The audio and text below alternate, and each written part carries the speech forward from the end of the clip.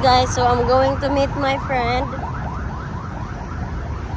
Nagbakasyon po siya dito sa Pinas. So, nag-invite po siya sa akin na i-meet ko daw siya ngayon. So, galing pa siyang Laguna. Lumuwas lang siya dito sa Manila.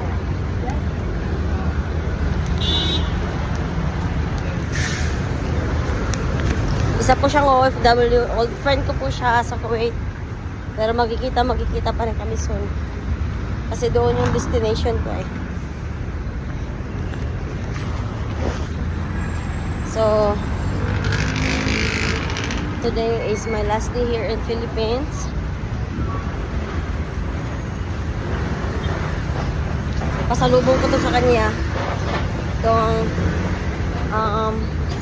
kutsinta. Sapin at saka I don't know ano tong isa.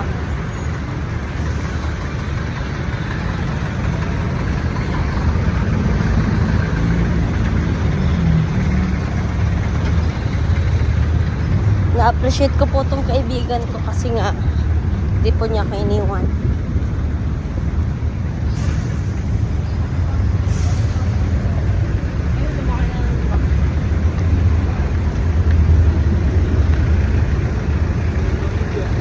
Maganda yun.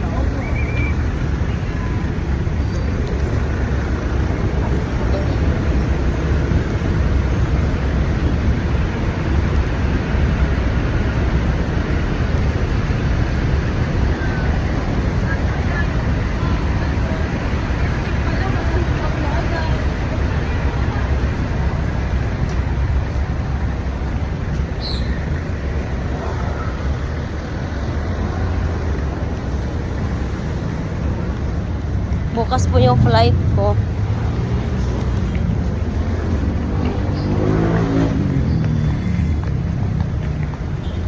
Ex-OFW po pala ako for 6 years. Ngayon, babalik na naman kasi nga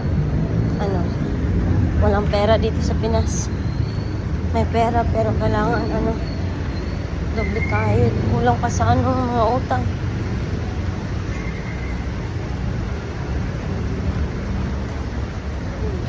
Sana this time makaipon na ako. Ang hirap po pag walang ipon. Ang hirap po pag walang pera. Kasi wala talagang lalapit sa'yo eh.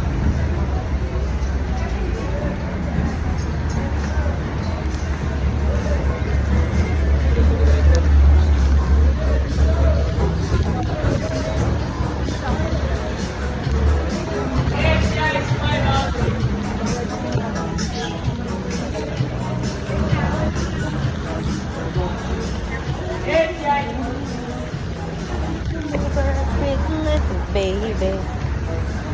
Namimiss ko lang yung mga pamangkin ko. Naka-uuwi ako. Malaki na sila. Hindi ko alam. Kailangan ko bayaran ko mga utang ko una. Dami ko pong natutunan sa life ko. Huwag masyadong magastos. May naipon naman ako pag uwi ko galing Pinas, pero nagamit eh. 1 year din ako dito walang work. So, ganun. Naubos din. Naubos po yung ipon ko.